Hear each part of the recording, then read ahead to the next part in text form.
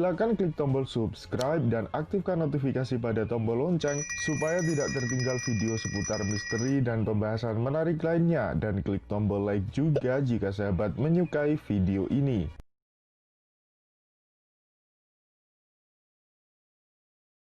Di daerah Irian Jaya yang kita temukan di sebelah utara Irian Jaya, daerah Jayapura, 65 km dari Jayapura, ada beteng di bawah laut dengan tinggi 1,86 km dengan lebar 2,7 km. Apa iya sih beteng kayak gini dibangun orang yang pakai koteka? Apa bener beteng kayak gini dibangun oleh orang yang naik kuda? Nggak mungkin. Jarak 110 km yang dibangun jelas banget bahwa dia lurus, tidak kelihatan berbelok sama sekali, dengan kontur yang sangat persis. Para geolog menganggap itu sejenis Great Barrier Reef yang di Australia, tapi Great Barrier Reef nggak seperti itu, beda banget. Ini belum kalau yang di selatan Bali nanti diungkap dengan panjang 630 km, lebar 18 km. Ada beteng dengan lebar 18 km, tinggi sekitar 1,7 1,8 gitu, belum sempat kita ukur. Kita kayaknya harus mulai berpikir ulang bahwa betul nggak sih peninggalan leluhur kita itu candi, terus bangunan-bangunan dari batu yang hanya ditumpuk-tumpuk aja, atau ada sesuatu yang diumpetin, atau jangan-jangan ini hanya untuk mengalihkan perhatian supaya kita nggak ngeh ada bangunan lain yang lebih gede yang ditimbun, yang teknologinya jauh lebih maju. Di beberapa wilayah kita menemukan banyak kejanggalan ya, karena setiap kali ada candi, kalau kita ngamatin kiri kanannya, kita menemukan bukit-bukit yang bentuknya kayak piramid.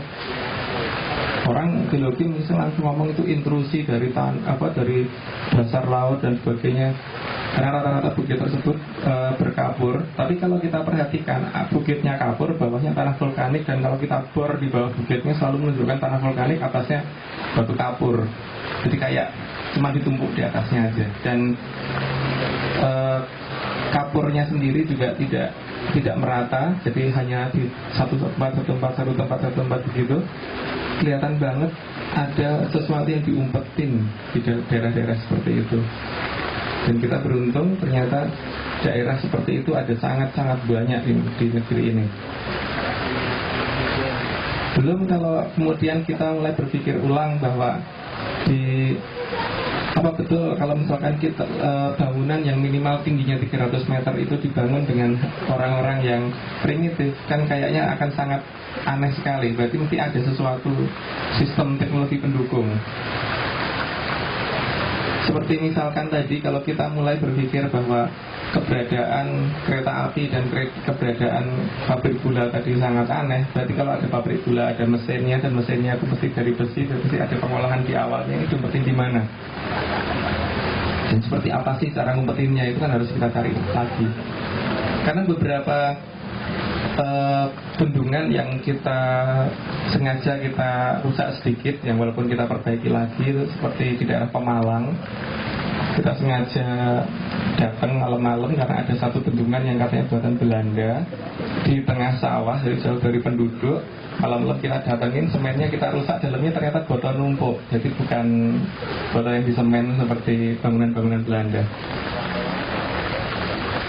Ini aneh sekali lah. Jadi kayak kita mau ditipu habis-habisan. Bahkan di daerah Sungai Progo itu ada satu jembatan yang bisa mengikuti pola gempa, dan itu satu-satunya di dunia. Bisa dilihat di Google, nggak percaya.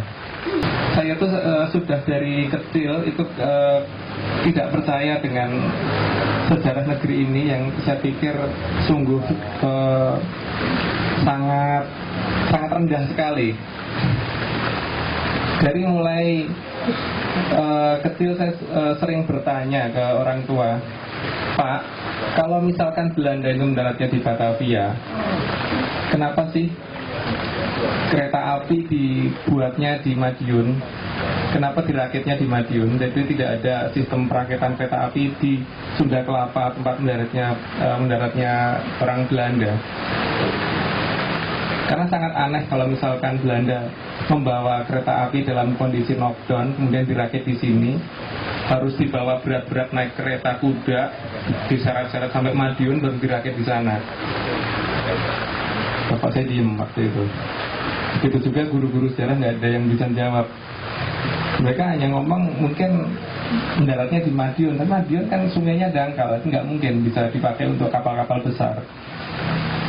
Terus kemudian dikatakan waktu itu ekspor kita ke luar negeri pada zaman VOC adalah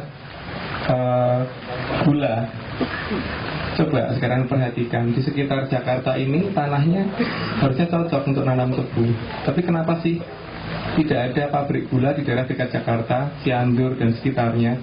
Yang terdekat Cirebon dan makin mendekat ke Jawa Timur sana makin banyak.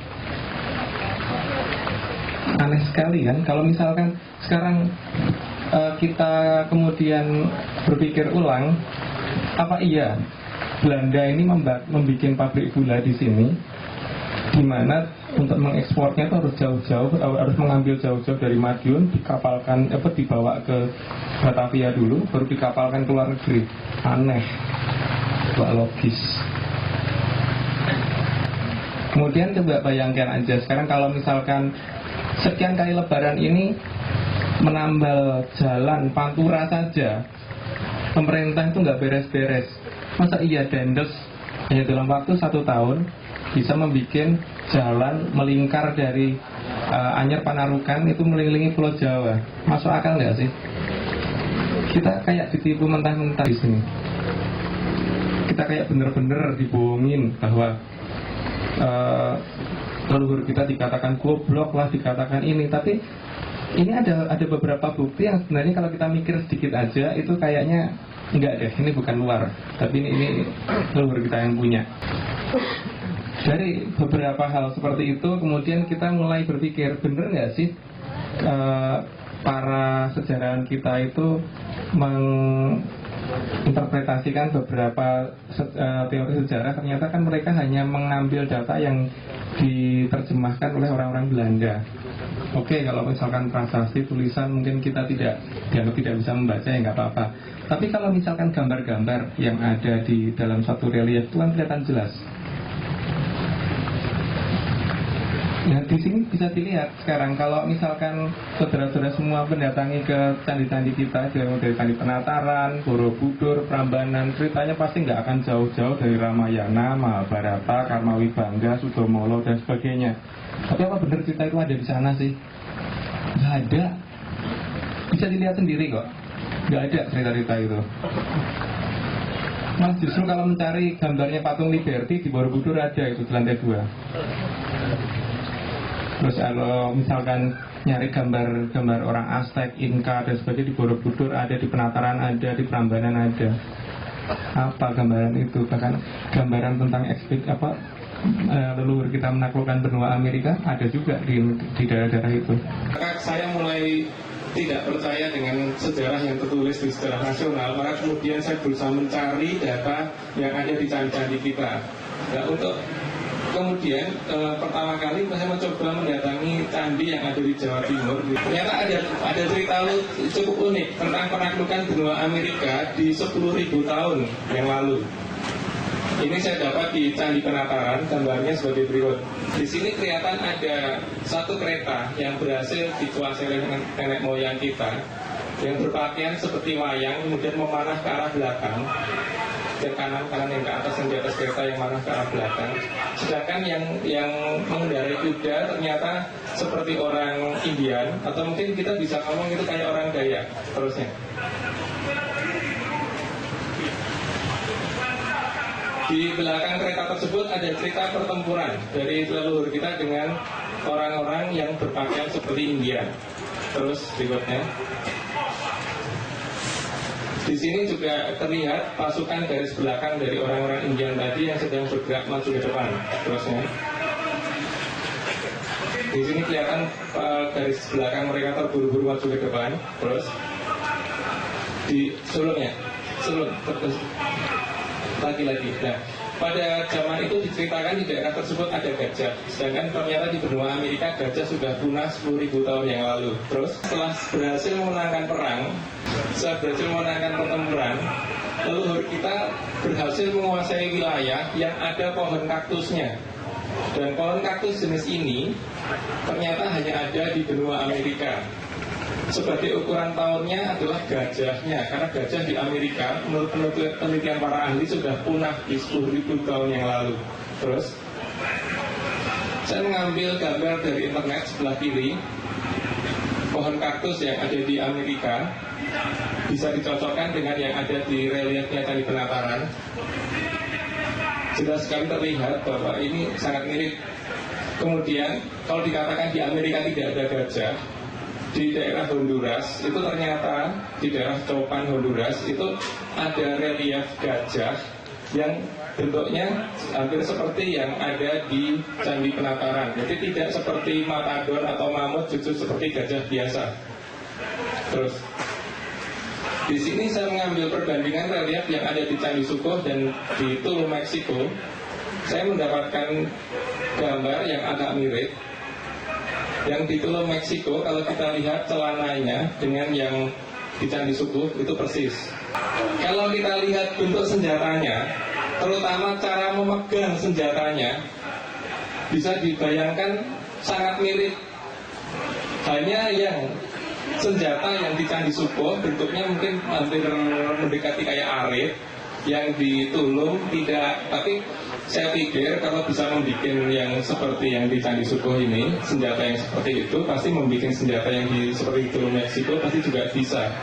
Demikian juga yang di Meksiko pasti akan. Di sini seperti ada kesamaan tradisi yang tidak pernah diungkap sampai dengan hari ini. Silakan klik tombol subscribe dan aktifkan notifikasi pada tombol lonceng supaya tidak tertinggal video seputar misteri dan pembahasan menarik lainnya, dan klik tombol like juga jika sahabat menyukai video ini.